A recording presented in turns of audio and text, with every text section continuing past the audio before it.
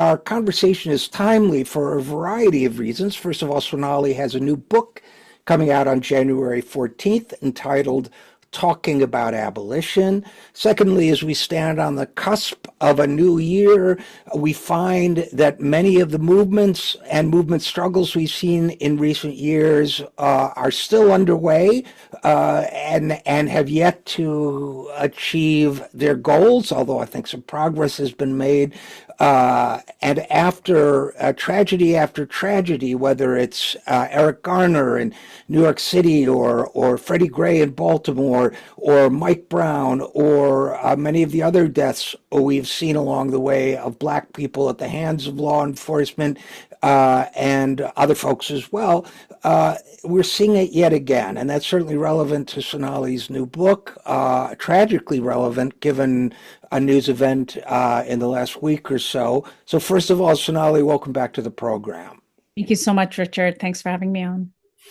Oh, absolutely. And please, if you would, tell us what transpired in a New York State prison this week. Right. So December 10th, apparently, is when this incident took place at Marcy Correctional Facility in upstate New York. And we've just had the release of body camera footage where about a dozen or more correctional officers were found to have basically beaten a Black man to death. His name was Robert L. Brooks.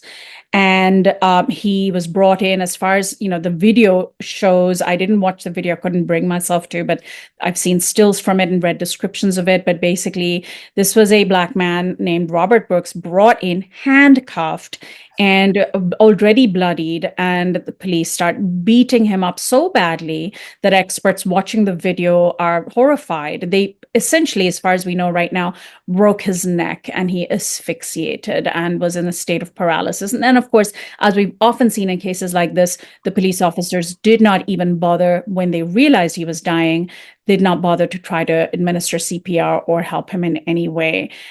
14 officers involved, 14 against one handcuffed man inside this correctional facility. And the video has been brought to light. New York Attorney General and the governor of New York have both called for an investigation, although the governor, Kathy Hochul, has basically said that the officers should be fired. I mean, fired, no more than that, fired. We all, and so over and over again, we have in this country incidents such as this happening, where you basically have modern day lynchings of Black people. This was nothing short of a mass lynching. And when it comes time to hold them accountable, suddenly those who scream loudest about law and order and law enforcement stay silent. And then they talk about giving the officers the benefit of the doubt. And of course, officers are protected by something called qualified immunity. You have all sorts of excuses as to why police officers are justified in killing. And then at the same time, law enforcement and being tough on crime applies to all the rest of us. And these double standards are precisely why so many people identify as modern day abolitionists, saying that the entire system is corrupt. It needs to be, completely dismantled, and we need to replace it with a system where we don't have these kinds of punitive approaches to things like crime and why crime occurs in the first place. And so we need to start talking or continue our conversations around abolition and about defunding the police. Well, let's talk about that a little bit in the context of, first of all, what abolition means in this sense. And I first came across it, I think, in reading some years ago a short book by Angela Davis talking about this issue of prison abolition. Our prison's obsolete, yeah. Our prison's obsolete, right. That was a short book, but very telling. And I read it with kind of a sense of progressive pessimism, I guess, in terms of, it's a great idea, but how's it going to work? But when one walks through the statistics of the kinds of people that are incarcerated, why they're incarcerated, you start to separate out crimes of deprivation and especially crimes of addiction and other forms of mental illness.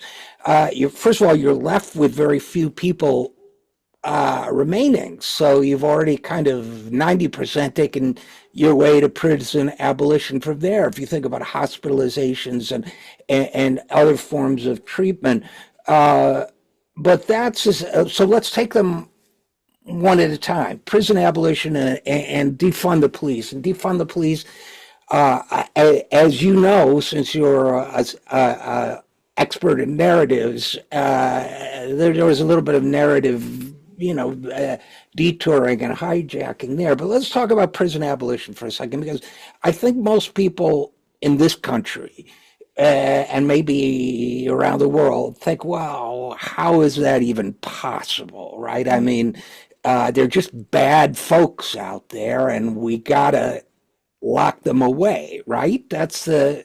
Isn't that the prevailing view, you think? Assumption is that prisons exist because there are bad people who need to be put away or rehabilitated. And of course, in practice, we end up imprisoning mostly poor people, disproportionately people of color. And we end up putting so much money into housing these people in prisons, and sometimes, extracting labor from them at no cost, which is basically slavery. We put so much money into that we take money away from the things that help people stay out of prison in the first place. We take money away from education, housing. So much of law enforcement and imprisonment is people who are houseless, unhoused people being criminalized for basically existing. We take money away from job training. We take money away from just wages, keeping wages down. And we put something between 1/4 to 1/3 of city budgets, or obviously varies by city. The Vera Institute has a lot of good information about that, but 1/4 to 1/3 of city budgets goes into law enforcement. And over we are told, oh, police don't have enough funding.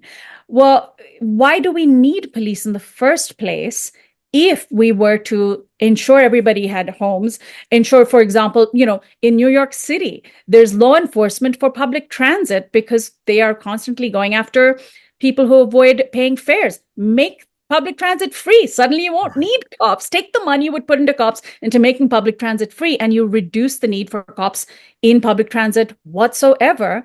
And then you don't have, so basically law enforcement is a means, it's a tool of preserving racial capitalism. And when we start to look at it this way, the idea of defunding the police simply as a way to, becomes this clear lens when we talk about divesting from police and investing in things that actually keep us safe. And, Richard, the thing that people keep going on about, especially the so-called tough on crime crowd, is that law enforcement and prison, there are certain people that it's just not meant for. It's not meant for the people on January 6th who assaulted cops. Trump has already promised to free them. It's not meant for Trump himself, who has been convicted of multiple felonies and remains out of prison. It's not meant for cops who kill. Police and prisons are meant for the people that police and prisons were created for, which is vulnerable, impoverished, whites, and largely people of color. It's not meant for rich, wealthy elites. And when you make that clear, and if we still think that our system is worth preserving, then you're basically accepting a white supremacist, classist, patriarchal system. Well, there's another dimension of it too, and then I want to go back and maybe talk about what happened to the conversation around these issues after Black Lives Matter, but because I think that's really important. But they're not just made for the people who are incarcerated, but when people talk about the commodification of Black bodies and poor bodies, because I've studied the statistics pretty much in depth, and poor whites are more likely than wealthy people of color, for example, to be incarcerated, although much less likely than poor people of color. So there is also a class element of this, although the racial element is powerful. But there's another constituency, if you will, for these prisons. And I speak a little bit from personal experience. I'm from Utica, New York. And I looked it up on the map when I read about this incident at the Marcy Correctional Facility. It's 11 minutes from where I grew up. And Utica, New York was impoverished by globalization. Well, first by the moving of textile mills and other industries to non-union states in the South, and then through globalization. And prisons also become a source of social control and pacification for Exactly. working class white people in places like Utica, where it's one of the few places you can get a job. You know, I look at those cops murdering that man. They might be from my neighborhood. I might have known them for all I know, and that serves a couple functions. It creates it's kind of a job creation program for a certain kind of personality, let's say, aggressive personality.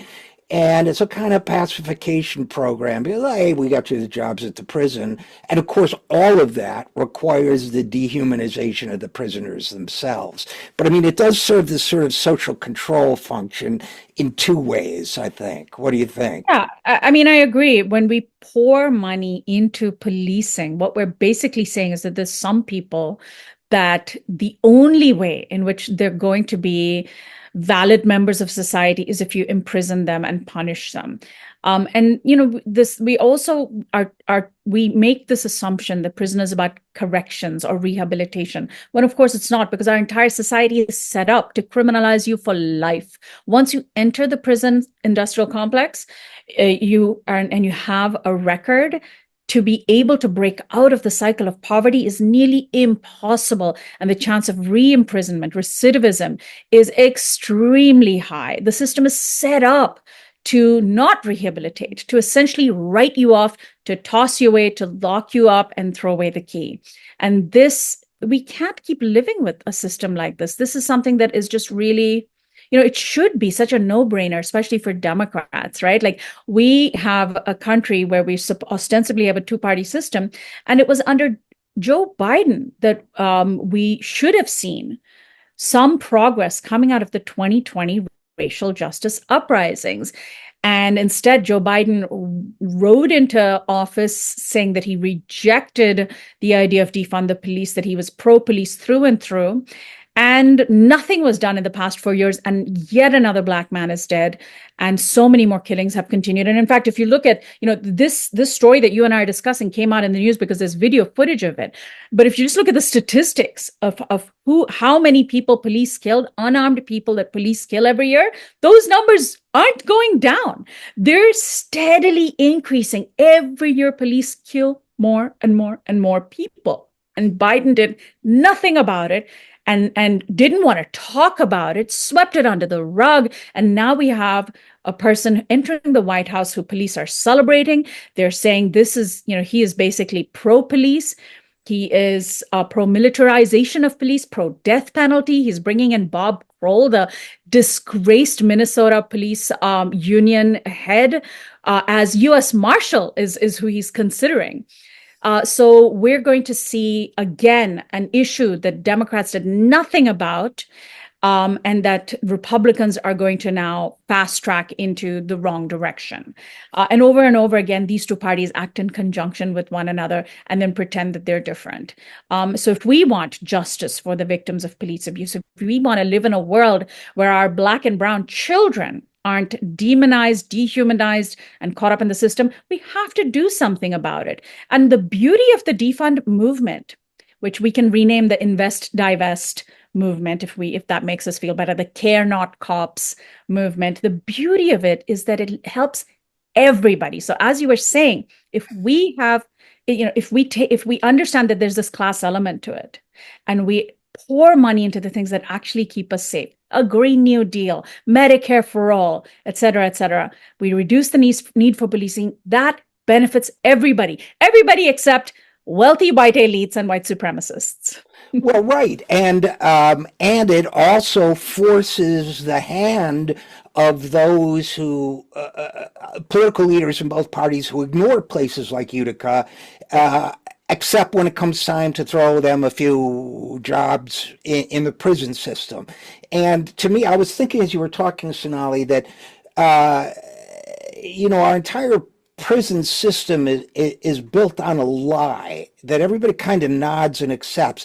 People use the word penitentiary without thinking about, as you well know, that it comes from the Puritan idea that you would lock wrongdoers in a monastic cell, like a monk's cell, and they would meditate on their wrongdoing and become penitent. Hence the name penitentiary.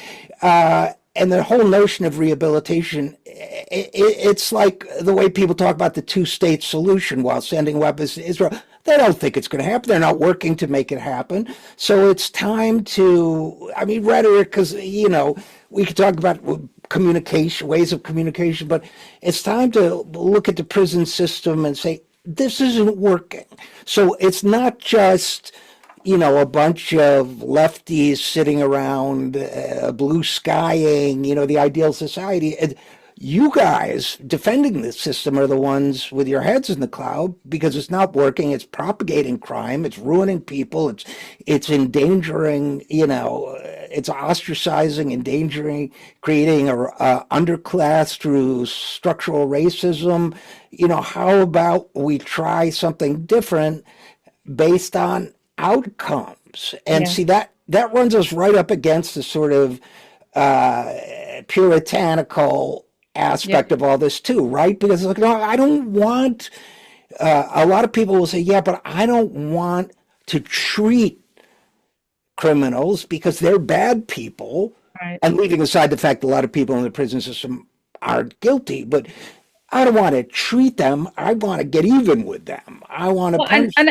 As is the case with most conservative politics, people accept a lot of things when it comes to other folks, but when it's applied to themselves, they see themselves as an exception. It's like cognitive dissonance. It's like the anti-abortion women who go out and march in front of Planned Parenthood and then go around the back and get abortions because they think that they're different and their case is unique and special. So so people who might have a cousin or an uncle or a mother or father who's struggling with addiction and who's committed a crime, mental health care and treatment is for them. They don't deserve prison, but all those other people, they deserve to be in prison, and they shouldn't have the mental health care and treatment because they're the true criminals. So over and over again, we tend to otherize people, and we tend to, it's basically a systemic lack of empathy. And so much of it stems from our individualist culture where we don't look at our collective liberation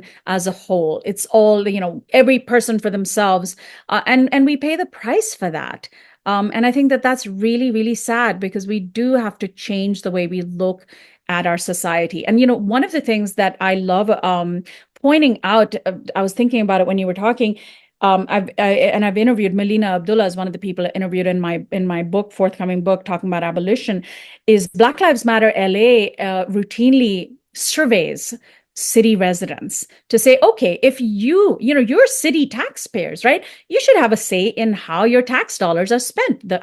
If you were to design your city budget, how much money would you put into this bucket, into this bucket, into this bucket? Routinely, people put a lot less money into the police bucket than our mayors and our city council people end up giving police. People have no idea how much we spend on police, but when given the choice to decide, they always choose to take money out of policing and put it into the things that really matter. And that becomes the opening for the conversation around care not cops, divest, invest. And I love that. And I know it would be great to see that happen elsewhere as well. Yeah, no, that's great. And I think, we've neglected a little bit the defund the police side of it, but, and we're running short on time, but I know that, that conversation got hijacked into, well, you just want our neighborhoods unprotected. You want to just take away the money from police, and so the care not cops and some of these other things come much closer to, if there's somebody acting in a mentally unstable way, and it's frightening and it's disturbing. We just saw the Daniel Penny case in New York City. Would you rather have, somebody there beating that guy and maybe exacerbating his problems? Or would you rather have somebody defusing the situation and Right. getting him the But treatment they cops are need? the ones who usually don't diffuse, right? Like Right, over and over, exactly. we Yeah. see the cops escalating the situation. But yes, exactly.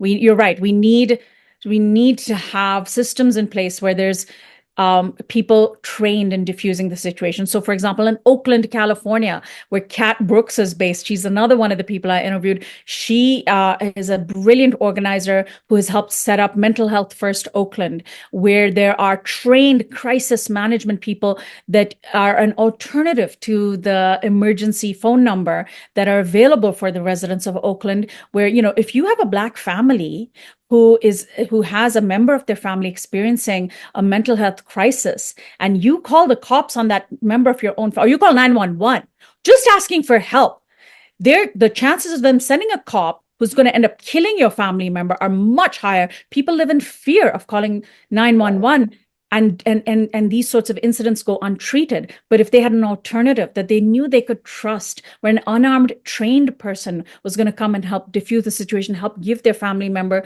the support they needed, they'd be so much more likely to call that number. And so we've seen these successful examples in city after city. It is possible. It's already happening, whether people want it to or not.